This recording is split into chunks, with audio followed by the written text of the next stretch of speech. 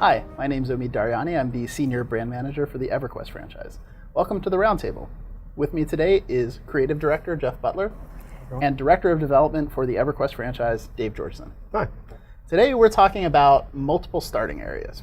And in the poll that we did, 97% of people said, yes, I want multiple starting areas. And we agree. Yeah, they're not wrong. It's a good idea.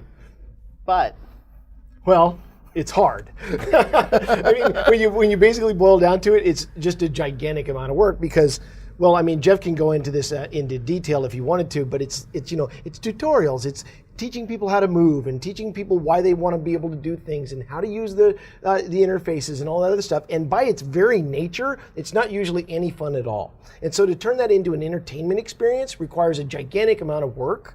And so when we were doing that, and we realized that most of the game was beyond that, because the starting cities are kind of not dynamic. And what we wanted to do was make something that was very dynamic out there in the world. So we wanted to kind of move people out of that experience and into the rest of the world that was changing all the time. And so we were only going to make one starting area. But after we talked about it for a while, after the poll results came in, we realized that wasn't really what people were telling us. It wasn't that they wanted more tutorials. They wanted something else. It's not that they wanted to repeat that starting experience over and over with each different race, right? That's not really what EverQuest Next was about anyway. People were looking for their ancestral home. They're looking for a place to belong, where their race is represented, where the story, the lore, and the style of their race is unique, right? They want ideas for building. They want to know what their race is all about.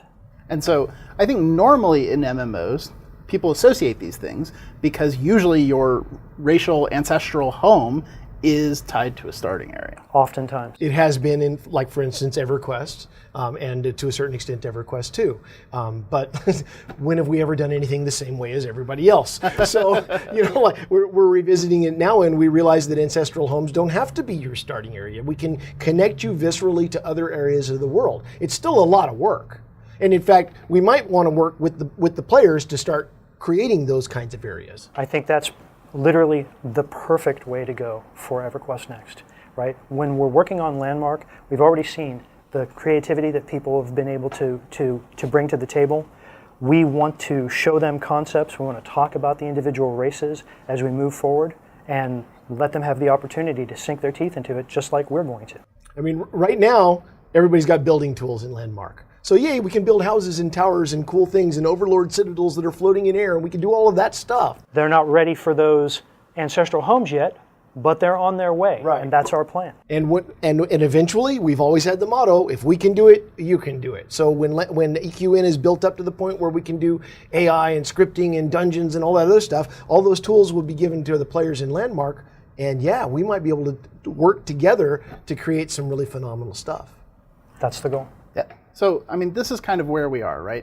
Like, from just a development standpoint, right? We have to look at things and say, how much can we actually get done? What's the best user experience, right? And so in determining that, ancestral homes are different than starting areas, that's going to give us the ability to have a lot more content that people can play through. Yep. Yeah, we still have to do the starting area. That's a given. That has to happen. Absolutely. We have to be able to teach people how to get into the game and play it. But welcome to EverQuest Next. But this is literally my favorite roundtable question so far, because it is exactly to the heart of what we want to do with EverQuest Next.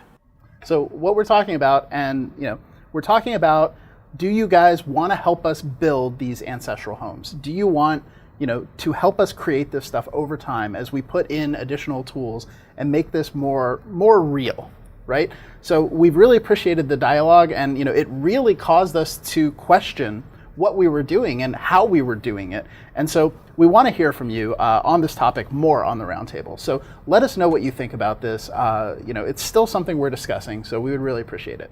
You helped us crystallize our thinking a lot. We wouldn't have gone to the extent of this discussion if it hadn't been for this roundtable. Absolutely. We already had a plan, and I think it was a good plan, but it's going to be better after this discussion. Absolutely. So let us know what you think. Thanks very much, Dave. Thanks, Jeff, for joining us, Thank you. We'll see you next time on the roundtable. Thanks.